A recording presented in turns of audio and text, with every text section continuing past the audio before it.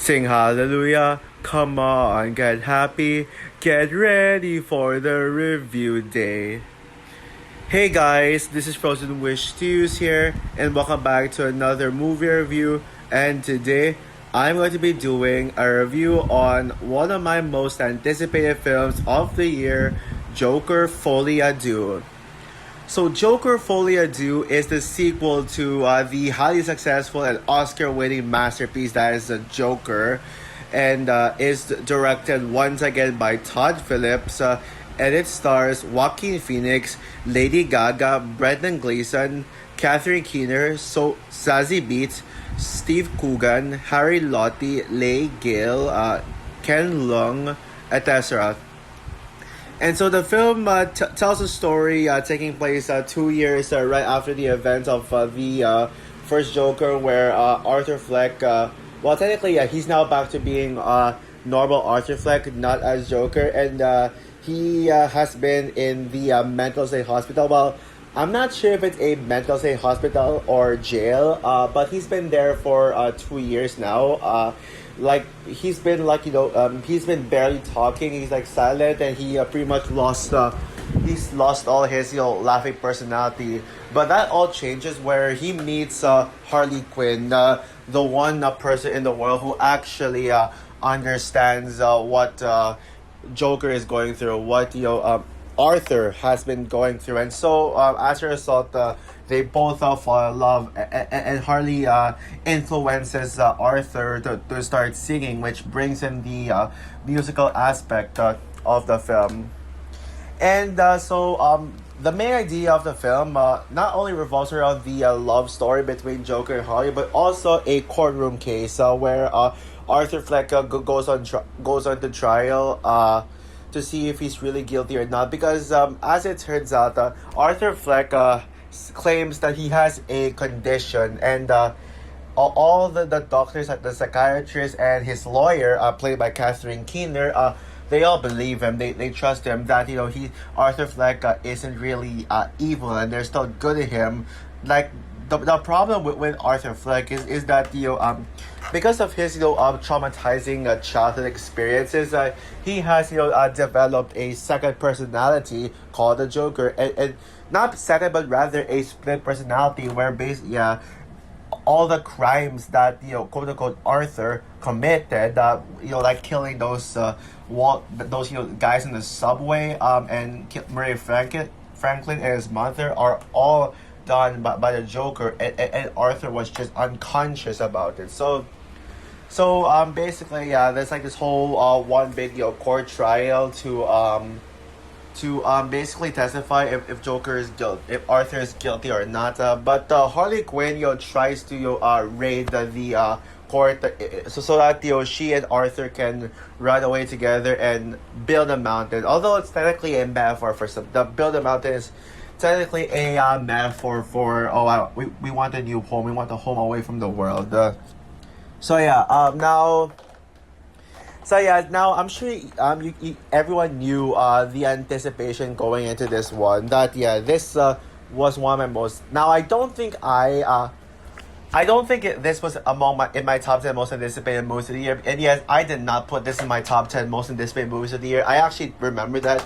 Reason why is because I will say that I did have a slight concern about it. I had a slight concern. I actually made a video talking about my thoughts on Joker 2 being a musical back in 2022, where I basically said that I couldn't really imagine this film being a musical. How they would make a Joker Joker movie a musical. And but I was never not excited for the film. Like I don't know if I said I was not excited, but I actually was never not excited. That's like the real truth. I just was like, I can't imagine it. But since it's a sequel to Joker and it's a Joker movie, I still wanted to love it. And that's actually why it only landed an honorable mention, because I still had hope that this movie would be a masterpiece, that the musical elements would somehow work. But I need to be fully convinced. And the trailer absolutely convinced me. Even though it didn't really show but it was gonna be like as a musical, I still the first trailer was when I put this film in my top 10 most anticipated movies of the year. Suddenly, and then the second trailer came around where we actually got to know what this movie was like as a musical. And yeah, there have been some debunks about it. Warner Bros. There were some rumors that this film is actually not really a musical, but rather just a music film. Like where basically it's just all IP songs. But yeah, but either way, yes, I was hyped for this film mainly because of how much I love the first Joker. Now, yes, I couldn't really imagine where this sequel was going to go. Besides the fact that Harley Quinn was in it, but still, I was like, okay, let's give it a chance. It's a Joker movie. But I got my anticipation for this film grew and grew and grew. Yeah, up to the point where I actually put this as my number one most anticipated movie of fall 2024 when I made a video. However, I actually changed my mind to Lord of the Rings: The War of the Rohirrim. Like the day after I posted a video, I actually rethought about it, reflected on it, and changed my most anticipated movie of the remainder of the year to the Lord of the Rings: The War of the Rohirrim, because the trailer was just so good. One of my absolute favorite trailers of the years. But Joker 2, yeah, it's definitely a film where I had my anticipation for this film was sky high, because not only did the trailers convince me that this is going to be just as masterful as its predecessor, but also this film was filmed with IMAX 70mm camera, and you all know I'm a sucker for that. Like whenever a film is like whenever a movie is like a 100% film with IMAX cameras, and especially IMAX 70mm, yeah, I'm gonna go see IMAX. But if I actually made a vow that I am only going to see a movie in IMAX if it's filmed in IMAX 70mm, so, or at least film entirely with IMAX. Although that's not the case, because I probably might not watch Superman in IMAX and Fantastic Four Thunderbolts, yeah, but still, yeah, films like Oppenheimer, Dune Part 2, two other films that use IMAX 70mm, all worth it at IMAX, all like it just shows the grandeur of IMAX. But then my previous IMAX experience was a film that was not shot in IMAX cameras at all, Furiosa.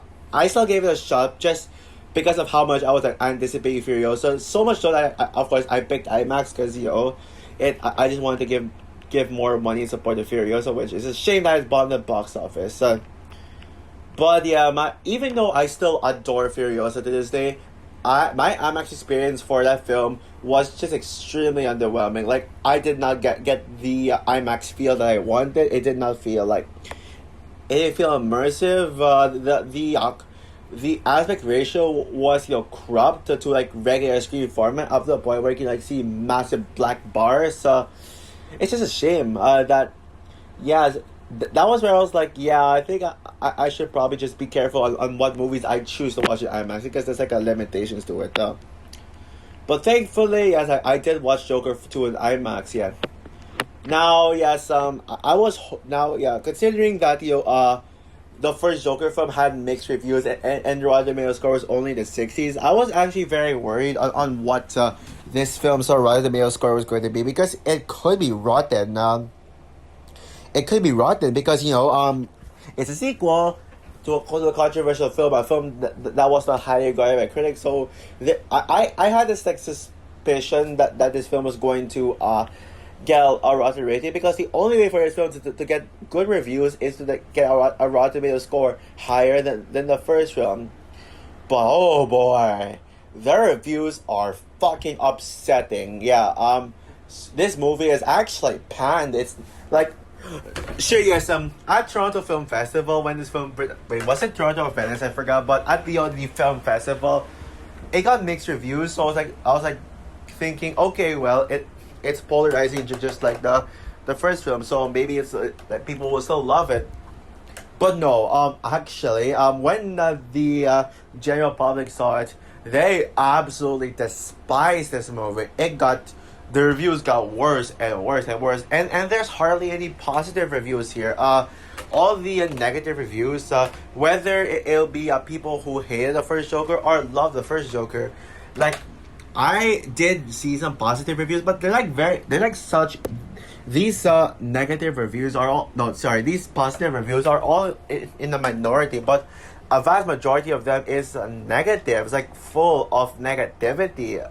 Out the part where like the Rotten Tomato score is declining and declining and declining, and as I'm recording this, it has a whopping 51% on Rotten Tomatoes. Yeah, it was just really disastrous, and literally the reviews they're literally as bad, as negative, as harsh as Wonder Woman 1984. Okay, yes, I will admit, I don't love Wonder Woman 1984. I don't think it's as good as I remember it being.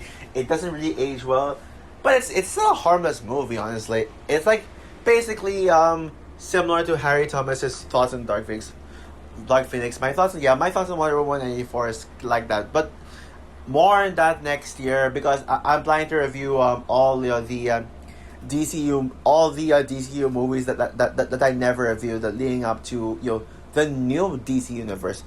I was actually planning to do that in preparation for Joker Folie. I was planning to review films like Aquaman, Birds of Prey, Suicide Squad, Wonder Woman 84, those movies. Yeah, I was supposed to review them, but it's actually the reason why I didn't do it is because one, I had no time, and two, I think it just makes a little more sense for me to talk about them leading up to the new DCU from James Gunn, because from one DC universe to another, like I should like complete all my reviews for the entire DCU before moving on to to reviewing the DCU films. Yeah, I'm sure you understand, but yeah, their reviews back to the reviews. Yeah, their reviews did not convince me otherwise. I still had high hopes for this.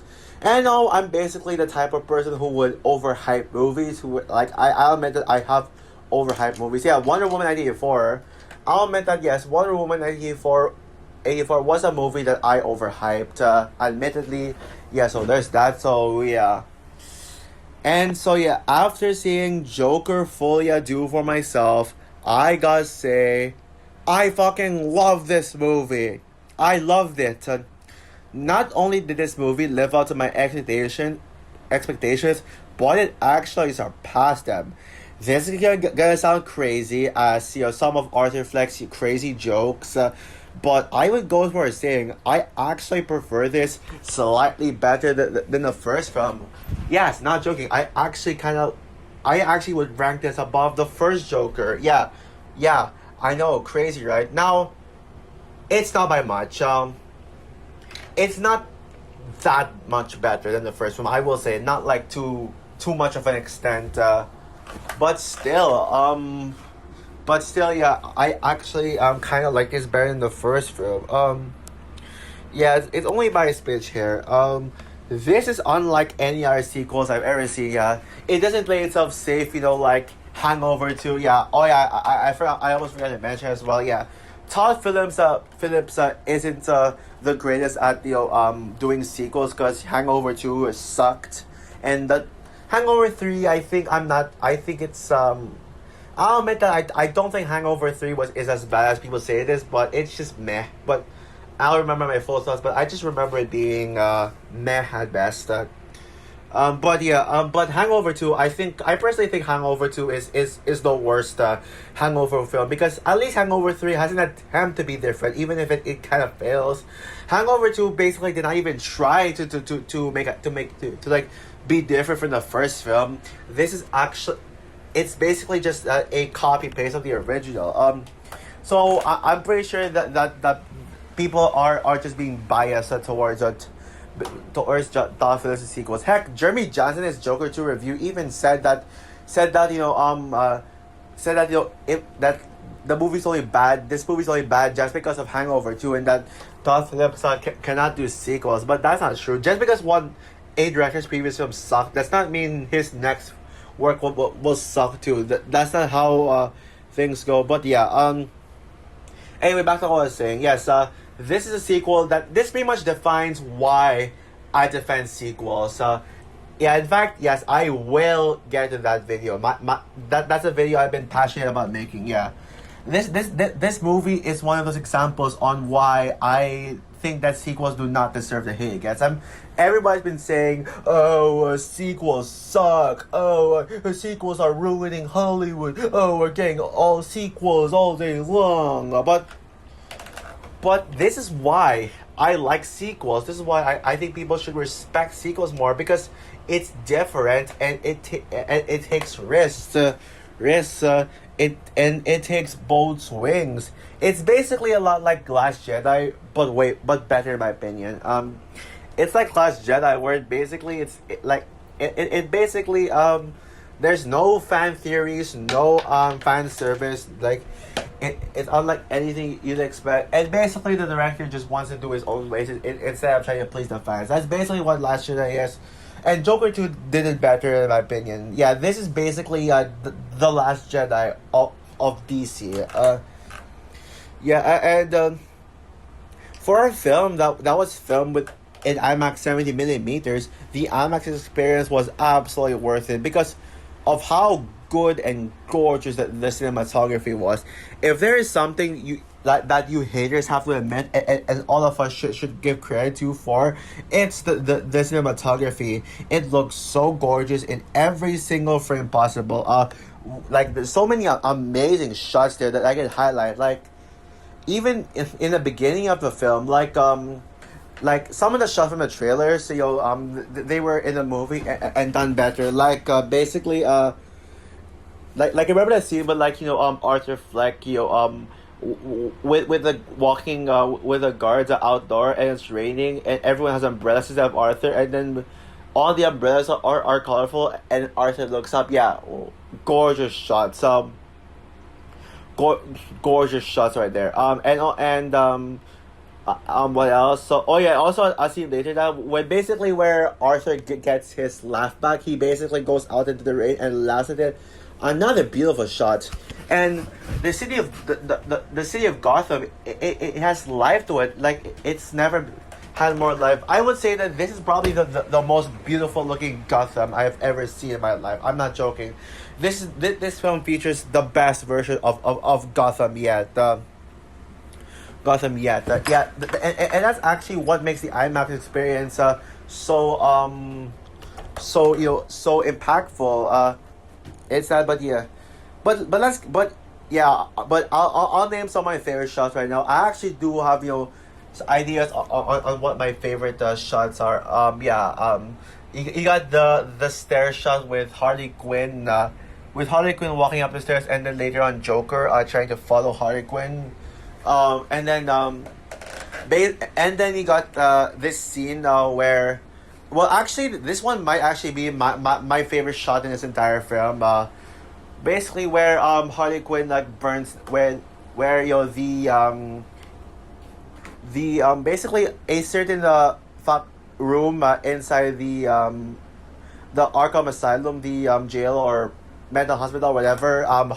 Harley burns it down with her using her smoke, and then everyone just runs away, panics, and then we see Joker and Harley standing in front of the projector. Yes, because they were the prisoners were watching a movie. In that same scene, we see Joker and Harley kissing in front of the projector with the projector shining on them. That is my personal favorite scene in the film. Oh, and how about the scene where Arthur Fleck is on the piano, and then we see just light and void around him. Yeah, that's a beautiful shot too. Just so many absolutely gorgeous shots. I think the most gorgeous moments are the musical aspects, but I'll get into that later. Joaquin Phoenix once again. Where is the part? Joaquin Phoenix once again shines as Arthur Fleck / Joker. My second favorite Joker actor ever. Second only behind Heath Ledger.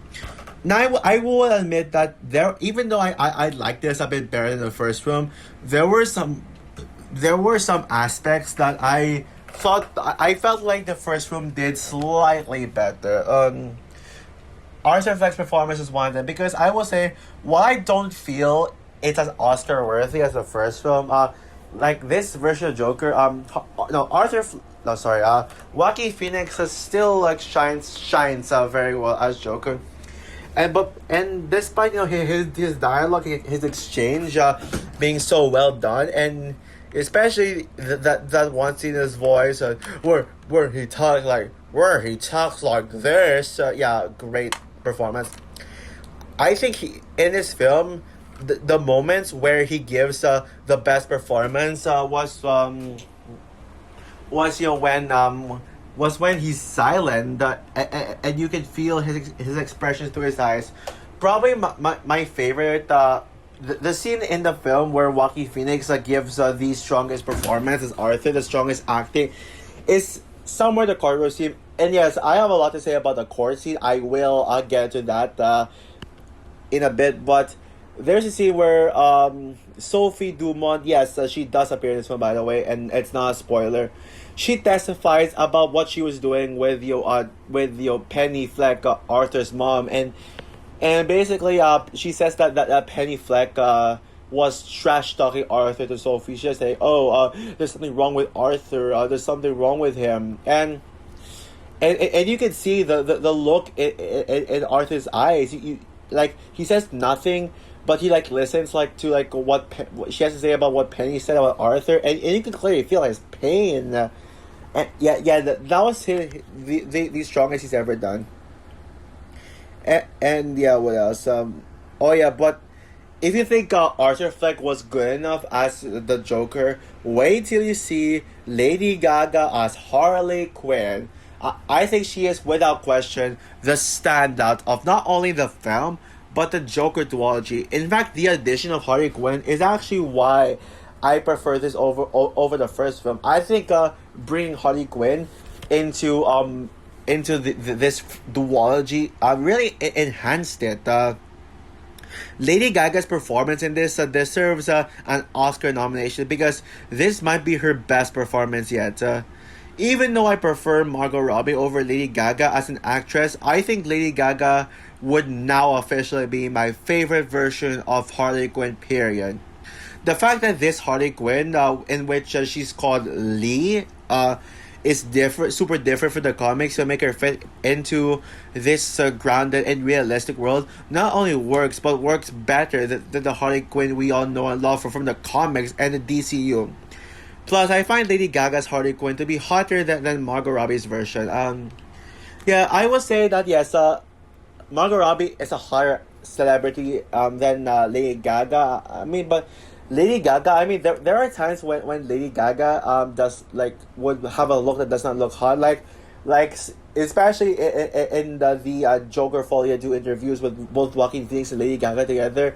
Lady Gaga in that interview kind of looks so creepy as hell. She looks like Pearl from that Pearl trilogy. Or yeah, I don't think that's a fair comparison, but actually yeah, it is kind of true. She looks kind of creepy. But I'd say the Lady Gaga was at her most gorgeous yet with Harley as Harley Quinn in this film. And by the way, I love her song, "The Joker is me." Sorry, I can't imitate Lady Gaga's voice. Yeah, "The Joker is me." Yeah, actually, I'll save that part for the song later. But I want to get to other aspects. Oh, actually, yeah. I mean, now I get to talk about the musical aspects. Why not? Yeah, her song, the Joker, is the best song maybe the best song of the year. But yeah, the musical aspects also work too with the film. I know the fact that this movie is a musical was the main reason why people were put off by this movie, and trust me, I also thought a Joker movie being a musical was weird. But yeah, but it seems like people already decided that Joker is this is a bad movie just because of the fact that it's a musical. People already jumped to the conclusion, and then they decide to only watch this movie just to boo it. And yeah, if you guys are now aware, people actually hate movie musicals. People actually despise them. That's why the Mean Girls movie from earlier this year was hated because because not only was it a remake, well, technically not of the original Mean Girls, but was also a movie musical, and people hate that. and there are people out there hating on films like In the Heights and West Side Story, the new version, just because they're musicals. I don't get why people have a problem with characters singing in the film. Why having songs that enhance the film is a problem. Musical is actually my favorite genre next to action and fantasy. I've said it a million times, and yeah, I'll defend musicals till the day I die. But yeah, what made the musical elements work in this film is that the characters sing in a way that you'd hear people in real life sing to themselves, keeping the realistic and grounded approach that the film wanted to go for. There were dance sequences like in your typical musical, but same as for the singing. It's believable that these characters are actually dancing in a real setting without throwing in any of those fantastical elements. Well, technically there are kind of fantastical elements because there are a lot of sequences whenever Arthur Fleck would daydream, but at least they still feel grounded. Like you can believe that everything you're seeing on screen is real, despite them just being a part of Arthur's fantasy. So, I appreciate the writers for doing that. Yeah, and as for the story, yeah, that's another thing people complain about. That people say that there is no story in this film. Bullshit, there was. Bullshit, there was. If you want to see a movie with no story, well, actually, I'm not going to beat the dead horse on that one movie in this video, but I'll just say I'm referring to as my arch nemesis of movies. I'll just say that, but don't worry, guys. I am not going to beat the dead horse in this video, but yes, I will still talk about it eventually on my channel. I'm still planning to bring that up at some point, but not in my Joker 2 review. But yeah, it's once again a character study of Arthur Fleck, just like the first, as we get to learn more things about him. This time around, we learn that Arthur Fleck isn't really a monster, but he just developed a split personality, where his secondary personality, the Joker, was the one causing the crimes, and Arthur Fleck was unconscious about going on during the events of the subway shooting, and the Murray show. Yeah, I know I said that earlier, but it's you get the point. The film questions if this is all true and if Arthur Fleck is a criminal or he's just sick. And of course, there is a conclusion to whether he's innocent or not. The film is essentially a blend between a musical kind of love story between Joker and Harley and a courtroom drama. The courtroom aspects are really well done, and it's just as good as some of the best courtroom drama movies like 12 Angry Men and the Trial of Chicago 7. Yeah, I know you guys are. I know the cinephiles are surely going to attack me for comparing this to 12 Angry Men, but it's true. This is not a spoiler, but I'm glad to see both Sophie and Gary make a brief appearance in this. Especially Gary. I mean, I already talk about Sophie's part and how Arthur reacted to Sophie's testimony about his mother and how he found out that Penny actually had problems with Arthur, but didn't want to express it, and he didn't know about it. But Gary, I think Gary, I felt more for Gary's part. Yeah, because if you can recall the first film, one of my absolute favorite scenes in the film, in that first film, was when Arthur Fleck murdered Randall, literally bang his head on the wall, and we see Gary become afraid of Arthur, but as it turns out, Gary was actually afraid of the world. He became afraid after Arthur murdered Randall. He is so traumatized by what Arthur did, so much so that he used the police to protect himself, and he was afraid to go out into the world because he fears that he'd bump into Arthur again. He'd at least coincidentally see Arthur again, and Arthur would kill him. For a brief appearance of a character like Gary, I truly felt his pain, and he probably gave the most powerful testimony in the film. But I actually think that the asylum scene, the aspect with the prison and Joker and Harley romance, is the better aspect of the film, the better side of the story than the courtroom drama to me. both Joker and Harley deliver a perfect chemistry up to the point where I would go as far as saying that they are the couple of the year. And yeah, as for the performances from the side characters, they're all pretty good too. I mean, Brendan Gleeson, yeah, great.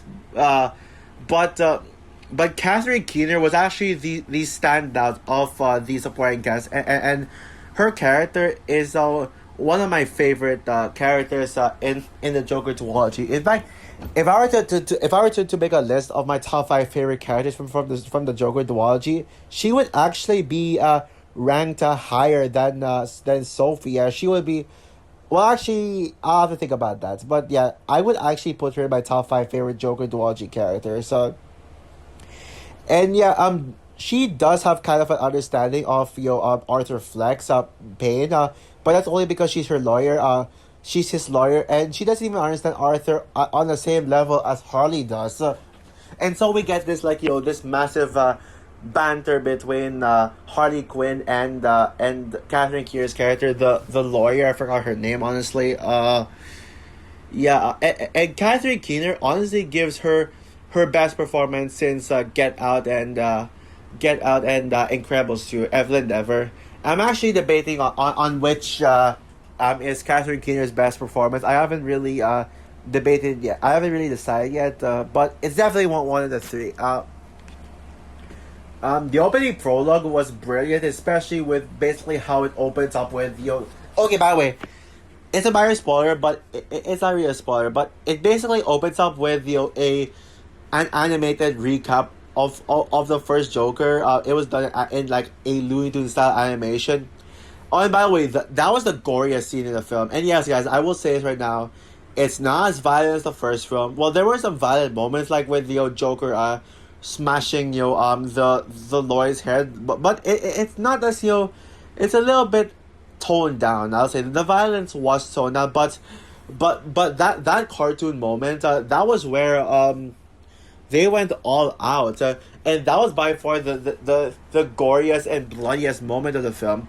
And this film actually pays homage to Looney Tunes. Like, this film is actually, you can tell that the writers and director are obsessed with Looney Tunes. With that Looney Tunes inspired opening scene to the prisoners watching Looney Tunes, and there was even a scene where basically Arthur Fleck makes a reference to one of, if not the most iconic Looney Tunes quote, where basically as a Joker, where basically it was one of the court days, and no, it's not the final court day, but it's like in the middle of Arthur's court trial days. He concludes that one day in the middle with a line like, where basically I remember now. The judge was asking Arthur Fleck, "Hey Arthur, are you going to testify anything?" And all he says is, "Oh no, I have nothing to testify." That's all, folks. Yeah, that was actually a great delivery, and I'd say he delivered that iconic Bugs Bunny line better than Bugs Bunny himself. I'm not joking. And the ending. Of course, I have to mention ending. No, I'm not going to give away spoilers about the ending. I am not going to spoil anything, but I'll just say, by far the most shocking ending of the year. Basically my favorite scene in the film was the entire 10 minutes. With the explosion scene. I won't say how, but the explosion was shown in the trailer, and then we see Joker and Harley at the stairs, like having a conversation at the stairs. I'm not going to talk about what actually happened, but I would just say Joker and Harley on the stairs was their last conversation in the film. Their last time, the last time we saw them together, the last time we saw Harley Quinn in the film, what was in that stairs scene. And of course, you got the ending, the actual legit ending. Yeah, one of the most divisive endings of all time, where their viewers despise the ending so much that they basically say that it makes the first Joker look worthless and pointless in comparison. And it came up to the point where even their viewers looked back at the first Joker and decided to hate it and say, you know what? I don't hate the first Joker because this movie's ending made it worthless. Like, but and honestly, that's total bullshit. Right there. But I would just say the ending blew me away. That ending absolutely blew me away. The most shocking and unexpected, mind-blowing ending of this year. Don't listen to the haters. The film is also well-paced because of how engaging it was from start to finish. I don't understand how people call this movie boring. People say that this is one of the most boring kind of movies ever. Yeah, sure, it has a long runtime of 2 hours and 18 minutes, but it actually flew by quickly. Like, it actually felt so fast. It didn't feel long at all, so that's something. Oh, and the score is once again fantastic, even if it's one of the aspects of the film that I think was a step up from the first film. Now there's like three aspects that I think the first film did better. Joaquin Phoenix's performance as Arthur, the score, and also the level of violence. But again, I still think this film is slightly better. Now, if there is any nitpick I could give this film, yeah, because yes, there is a nitpick. I wasn't that big about this film's version of Harvey Dent. No, I don't dislike Harvey Dent, but I just wasn't crazy about him. The way he was in this film. Again, not bad. I think he's alright. He's just alright, but he's by far the clear weak link of the film. So overall, Joker Folie Deux is easily, without question, the most underrated movie of the year. One of the most underrated superhero comic book movies of all time, and one of my absolute favorite films of 2014. That's our shit. 2024. An absolutely brilliant film that takes bold swings and does not miss in my point of view. I don't understand the hate for this film, and I never will. And yes, guys, it's true that I do prefer this over the first Joker. So with that said, guys, I'm going to give Joker Folie Deux 5 stars out of 5. A masterpiece movie. Yeah, I am going to be seeing this movie on Saturday. I saw this movie alone, but yeah, I'm bringing my brother and parents to go see it. So also for my review of Joker Folie Deux, have you seen this film? Yeah, if not, are you convinced to go see his film based on my review? And by the way, please go see his film actually, because box office experts are predicting that his film is going to bomb at the box office because there are low sales. Not a lot of people are buying tickets for it. So and see, if you have seen this film, would you agree with me that this is the most underrated movie of the year, or do you think that this film deserves all the hate it gets? Comment down below, like, subscribe, hit the notification bell, and stay tuned for my defense video on movie sequels, and also my rant video on a user who I want to rant on. So yeah, but the sequels defense video will come first. So yeah, bye guys.